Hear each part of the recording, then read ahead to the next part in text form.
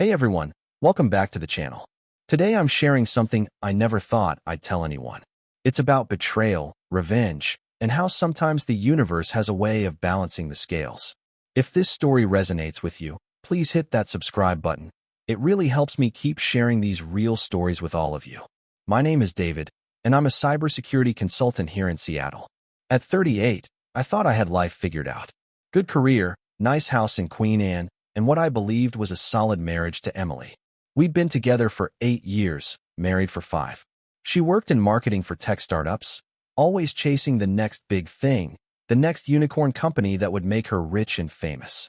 I should have seen the signs earlier, but love makes you blind, doesn't it? The late nights became more frequent.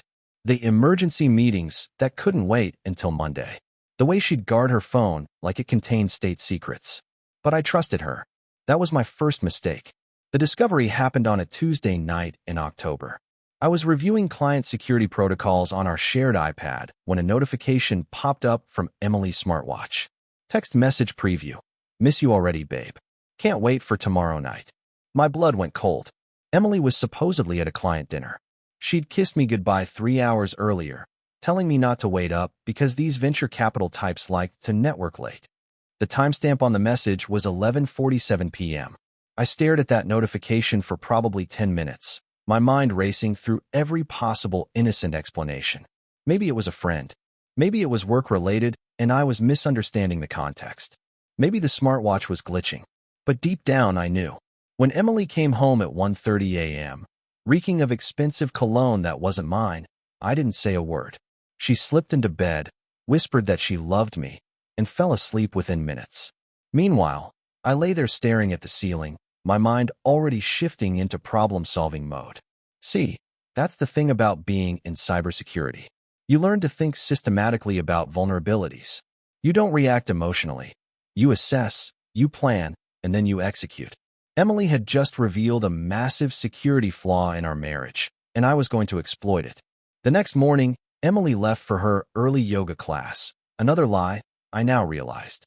As soon as her car pulled out of the driveway, I got to work. Emily wasn't particularly tech-savvy despite working in the industry. Her phone password was our wedding anniversary. Her email password was our cat's name plus her birth year. Amateur hour stuff that would make my clients fire their IT departments. It took me less than 20 minutes to gain access to everything. The evidence was overwhelming. A year's worth of messages with someone named Marcus Chun, CEO of a hot new fintech startup called QuantumPay. The affair had started at a tech conference in San Francisco, progressed through months of sexting and romantic messages, and had evolved into twice-weekly hotel meetups in downtown Seattle. But here's what really twisted the knife. Emily wasn't just cheating on me emotionally and physically. She was giving Marcus insider information about my clients, using my reputation and connections to help his company secure partnerships. She'd been leveraging our marriage as a business asset while planning her exit strategy. The messages revealed everything. Marcus was going to leave his wife once QuantumPay went public. Emily was going to divorce me and take half of everything, then use that money to invest in Marcus's company. They'd already looked at condos together in Bellevue.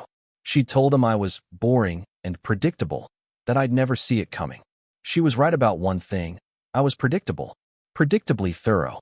I spent the entire day documenting everything. Screenshots, exported message threads, financial records showing suspicious Venmo transactions between them, even GPS data from her phone showing all those nights she was supposedly at client dinners but was actually at the Four Seasons downtown. By evening, I had built an airtight case that would make a prosecutor weep with joy, but I wasn't interested in legal justice yet. First, I wanted poetic justice. If you're enjoying this story and want to hear more real-life tales like this, please hit that subscribe button now. Your support means everything to me, and I've got plenty more stories where this came from. Emily came home that night with flowers and takeout from my favorite Thai restaurant. She was being extra sweet, probably feeling guilty about her afternoon session with Marcus. She snuggled up to me on the couch, asked about my day, even suggested we plan a weekend getaway to the San Juans. I played along perfectly, thanked her for the flowers, complimented the pad thai, even agreed that a romantic weekend sounded wonderful, all while knowing exactly what I was going to do. See, Marcus Chin wasn't just Emily's affair partner. He was a rising star in Seattle's tech scene. QuantumPay was in the middle of a Series B funding round, trying to raise $50 million. The company was built on trust, on Marcus's reputation as an ethical leader who was disrupting finance through transparency. The irony was delicious. That night, after Emily fell asleep, I got to work on my masterpiece. I created what I called the Transparency Project, a sophisticated script that would anonymously publish all of Emily and Marcus's private communications to a public Twitter account I'd set up using advanced privacy tools. The beauty of the plan was its simplicity. I wouldn't be breaking any laws. The communications were on Emily's devices, which she'd given me access to by sharing passwords over the years. I wasn't hacking into anyone else's systems. I was just promoting transparency in business relationships. I programmed the script to release information gradually, starting with the most damaging business-related messages at 6 a.m. when Seattle's tech workers would be checking their phones over coffee. The personal stuff would come later, giving the story time to build momentum. At 5:30 a.m., I executed the script. By 6:15, the first tweet had been retweeted 47 times. A screenshot of Marcus telling Emily, "Don't worry about the Hartwell contract. I'll make sure David's client knows QuantumPay is their best option. Your husband won't suspect a thing." By 7 a.m., Seattle Tech Twitter was in full meltdown mode. The account had been automatically following and tagging major investors, journalists, and industry leaders. The hashtag QuantumPay scandal was starting to trend. My phone started buzzing with text messages from colleagues and clients who recognized the Hartwell reference. That was a major cybersecurity contract I'd helped broker 6 months earlier. They were asking if I knew about this whistleblower account exposing corruption in Seattle startups. I played dumb, of course, expressed shock and concern, promised to look into it. Meanwhile, Emily was still sleeping peacefully next to me, completely unaware that her world was collapsing in real time. At 7:30, my phone rang. It was Tom Hartwell himself, the CEO whose contract Emily had been manipulating. "David, have you seen Twitter this morning? Someone's claiming your wife fed inside information to QuantumPay about our deal. Please tell me this is some kind of mistake." I feigned surprise and confusion. "What? That's impossible. Emily would never. Can you send me the link?" By 8 a.m., the story had been picked up by TechCrunch. Seattle fintech startup CEO accused of insider trading and extramarital affair. The article included several of the leaked messages, carefully anonymizing Emily's name, but leaving Marcus fully exposed. That's when Emily's phone started ringing. She woke up to 17 missed calls from her boss, her clients, and several reporters. The confused look on her face as she scrolled through the Twitter feed was almost worth the year of lies she'd put me through. "David," she said, her voice shaking. "Someone's leaked private messages between Marcus and someone at his company. This is going to destroy him." I sat up in bed, stretched casually. "Marcus? That CEO you mentioned meeting at conferences? Wow, that's terrible. What kind of messages?" Emily's face went white as she read further. She realized the messages weren't just about business. They were about their relationship. And they were still being posted. I need to go into the office early today," she stammered, grabbing clothes from our closet. "This is going to be a crisis management nightmare." She was gone within 15 minutes, leaving me alone with my laptop and a perfect cup of coffee. By 9 a.m., QuantumPay's stock price had dropped 30% in pre-market trading. Their lead investor had called an emergency board meeting. Marcus was trending on Twitter for all the wrong reasons. By 10 a.m., the personal messages started dropping. Screenshots of their romantic exchanges, their plans for the future, their cruel comments about me and Marcus's wife. The internet loves a good cheating scandal, and this one had everything: tech industry corruption, betrayal, and enough dramatic irony to power a Netflix series. By 11 a.m., Emily was calling me in tears. "David, you need to come home. Something terrible is happening. I think someone's been spying on me." I told her I'd leave work immediately, which was true. I was working from home that day, monitoring the situation like a cybersecurity incident response.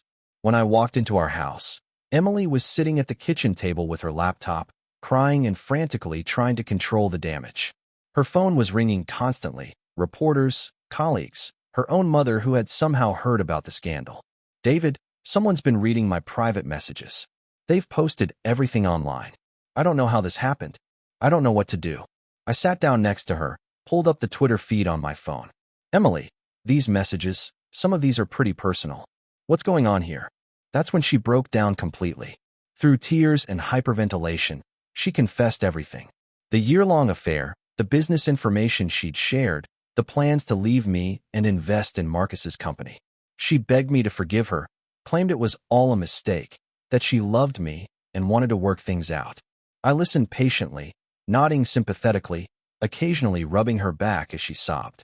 When she finished, I looked her straight in the eyes and said, Emily, I'm going to ask you one question, and I need you to be completely honest with me.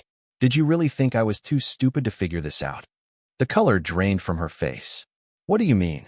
I pulled out my phone and showed her screenshots of everything I'd found the day before. I've known since Tuesday. I know about the hotel rooms, the insider trading, the condo you looked at in Bellevue. I know Marcus promised to leave his wife after the IPO. I know you called me boring and predictable. Emily stared at the evidence, her mouth opening and closing like a fish out of water. You're right about one thing, I continued calmly. I am predictable, predictably thorough, predictably strategic, and predictably protective of what's mine. David, please, we can work through this. It was a mistake. I'll end things with Marcus right now. I laughed, actually laughed out loud. Emily, Marcus's career is over. QuantumPay just lost their Series B funding. His wife filed for divorce an hour ago. Apparently she follows tech industry news. There's nothing left to end. That's when it hit her. You did this. You're the one who leaked everything. I didn't leak anything, I said honestly.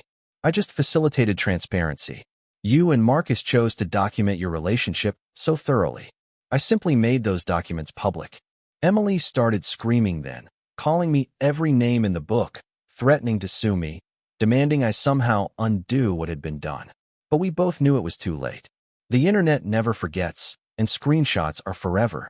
While she was having her breakdown, I calmly pulled out a manila folder I'd prepared that morning. I've already filed for divorce, I told her, citing adultery and financial misconduct. I've frozen our joint accounts and credit cards. I've documented all the insider information you shared with Marcus, which means you're likely facing federal charges for securities fraud. And since you violated your employment contract by sharing confidential client information, you'll probably be fired by the end of the day. Emily stopped screaming and stared at me like she was seeing me for the first time. Washington is a no-fault divorce state, I continued, but adultery and fraud change things significantly, especially when there's this much documentation. My lawyer expects you'll be lucky to walk away with your car and your personal belongings. You can't do this to me, she whispered. I didn't do anything to you, Emily. You did this to yourself. I just made sure there were consequences.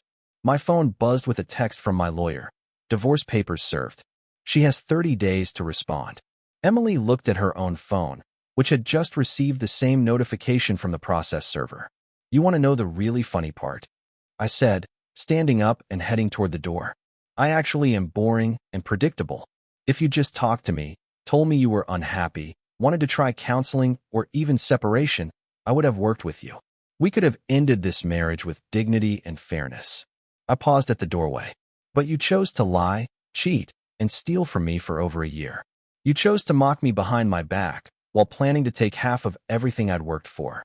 You gambled that I was too stupid and too trusting to ever figure it out. Emily was crying again, but quietly this time. The difference between us, I said, is that when I gamble, I make sure the house always wins. That was 6 months ago. The aftermath was even more brutal than I'd anticipated. Emily was fired from her job within hours of the scandal breaking. No other marketing firm in Seattle would touch her. The tech industry here is smaller than people think, and word travels fast. She moved back in with her parents in Portland, where she's working part-time at a local coffee shop while facing federal investigation for securities fraud. Marcus Chin fared even worse. QuantumPay's board fired him immediately and sued him personally for breach of fiduciary duty. The SEC opened an investigation into insider trading. His wife took half of everything in their divorce, and his reputation in the tech industry is completely destroyed. Last I heard, he was selling insurance in Spokane. The Hartwell contract that Emily had helped Marcus manipulate, Tom decided to give it to me exclusively, along with 3 additional projects. Apparently, he was impressed by how I handled this cybersecurity breach that exposed the corruption. If only he knew. As for me, business has never been better. Companies want to hire the cybersecurity consultant who helped expose the QuantumPay scandal. My rates have doubled, and I'm booked solid through next year. I bought a new condo in Capitol Hill with floor-to-ceiling windows and a view of the Sound. I got a new car, a new wardrobe, and started dating again. Turns out, being a successful single professional in Seattle has its advantages. Emily tried to contact me a few times through mutual friends, apologizing and asking if we could talk. I had my lawyer send a cease and desist letter. Some bridges, once burned, should stay that way. The divorce was finalized last month. Emily got exactly what she deserved, nothing but debt and consequences. The judge was particularly unsympathetic given the evidence of fraud and infidelity. People sometimes ask me if I feel guilty about what I did, if I think my revenge was too harsh. Here's the thing, I didn't destroy Emily's life. She destroyed her own life by making a series of terrible choices over the course of a year. I just made sure those choices had appropriate consequences. In cybersecurity, we have a saying, the best defense is knowing your vulnerabilities before your enemies do. Emily thought my love and trust were vulnerabilities she could exploit. She was wrong. My only regret is that I wasted 8 years with someone who saw me as a mark instead of a partner. But that's a lesson learned, and I don't make the same mistake twice. These days, I sleep soundly in my new condo, with my laptop humming quietly as it runs security scans for clients who actually value my expertise. Emily's name has become a cautionary tale in Seattle's tech scene, a reminder that actions have consequences, and that sometimes the quiet, boring guy in the corner is the most dangerous person in the room. I coded my life around truth and loyalty. Emily coded hers around lies and betrayal. In the end, my program ran flawlessly, while hers crashed and burned. Justice isn't always served in courtrooms. Sometimes it's served through careful planning, strategic thinking, and the simple act of letting someone's own actions speak for themselves. I'm 39 now, and I'm happier than I've been in years. My work is fulfilling, my future is bright, and I never have to wonder if the person sleeping next to me is planning to betray me. Emily learned the hard way that you should never try to hack someone who's better at it than you are. In the game of deception and manipulation, she was playing checkers while I was playing chess. Checkmate. Thanks for watching until the end, everyone. Stories like this remind us why trust and honesty are so important in relationships. If this resonated with you, please hit that like button and subscribe for more real stories from real people. And remember, in life, just like in cybersecurity, your reputation is everything. Protect it wisely. See you in the next one.